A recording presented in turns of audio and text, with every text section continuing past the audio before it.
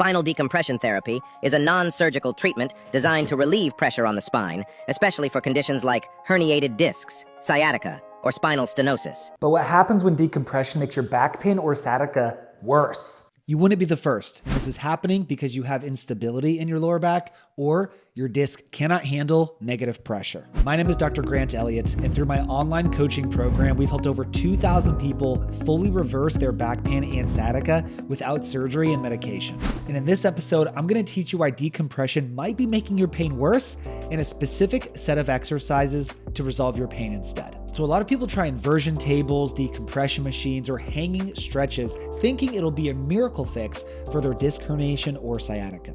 And then their pain increases. So what gives? Why is this happening? Decompression is supposed to be the holy grail for disc and nerve pain, right? Yeah, that's what you've been told. But here's the truth. Not every disc herniation or nerve issue can tolerate decompression. In fact, for many people, it can make their pain worse. And yes, it's incredibly frustrating because when something that's supposed to work makes your pain feel worse, you feel stuck, scared, and confused. Let me explain why this happens. There are two main reasons. Traction and decompression is meant to create negative pressure within the disc to help the disc herniation suck back in.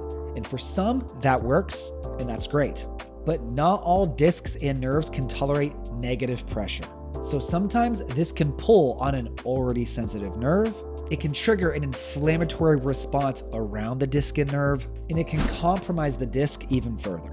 So sometimes your spine just simply isn't ready for that type of stretch and your disc can't handle the pressure. And others, if there's an instability component to your lower back pain, then pulling apart that segment can create further instability and could make your pain worse. So if decompression as a whole made your pain worse, don't panic. All we need to do is address the stability of your lower back and then implement disc and nerve exercises that your body can tolerate so you don't have to resort to being pulled apart. Let me show you two of our go-to stability drills. The first one is our dead bug exercise. Lay on your back, arms in the air, legs in the air, push the lower back flat into the floor. Now lower the opposite arm and opposite leg towards the floor while keeping the low back flat, returning to neutral, and then alternating each side. This is a super disc and nerve-friendly low back exercise that still challenges your core significantly. It is harder than it looks.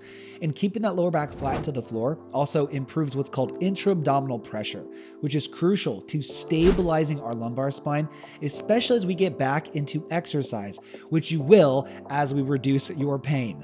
Perform this slow and controlled as you build up your core and spine stability.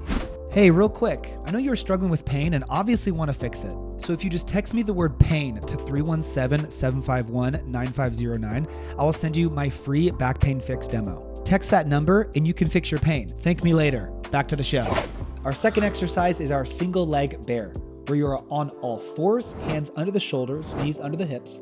Lift the knees a few inches off the ground and now extend one leg straight back at a time, holding for a few seconds, and then alternating. As you're doing this, keep that pressure in your abdomen, squeeze your glute, keeping as neutral of a position as possible. This helps to stabilize your spine when you only have one base of support on the bottom, meaning anti-rotation.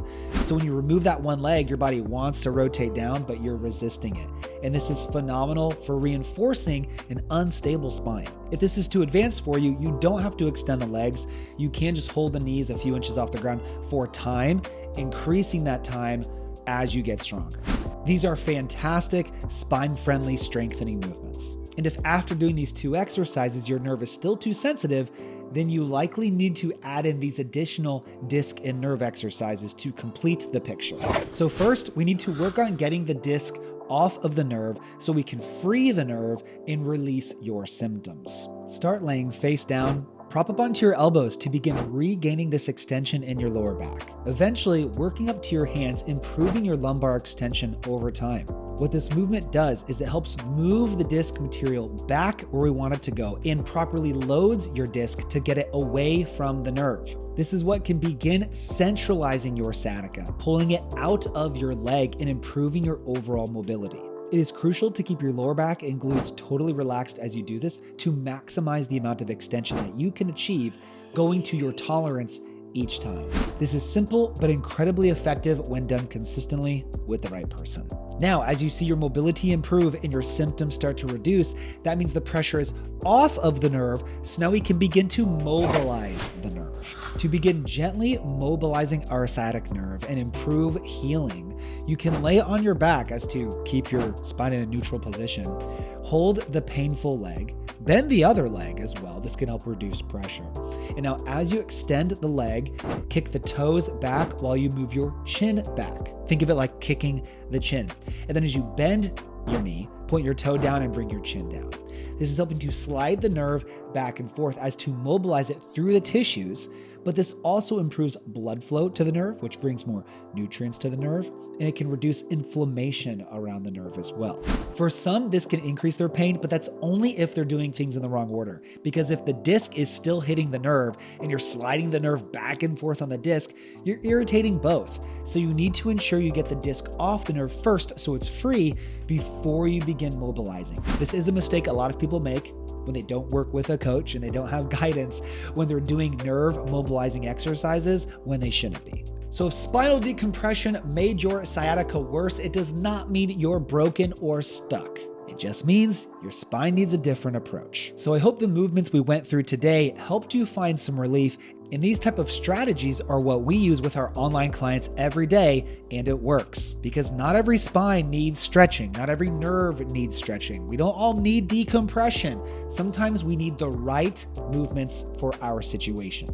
So if you want to dive deeper with me and actually get a structured plan to healing, then all you need to do is text me the word pain to 317-751-9509, and you can get a tailored step-by-step plan to permanently fix your back or sciatica issues following my centralization process. Do it right now so you don't miss the opportunity to finally fix your pain and live the life that you deserve. And after you text me, please like the video if you found it helpful, subscribe if you haven't already, and follow me on Instagram at RehabFix for more free daily videos and insights into my life and what I'm doing to maintain optimal health and a bulletproof back. Thank you so much for watching. I'll see you on the next one, and I'll see some of you in our program real soon.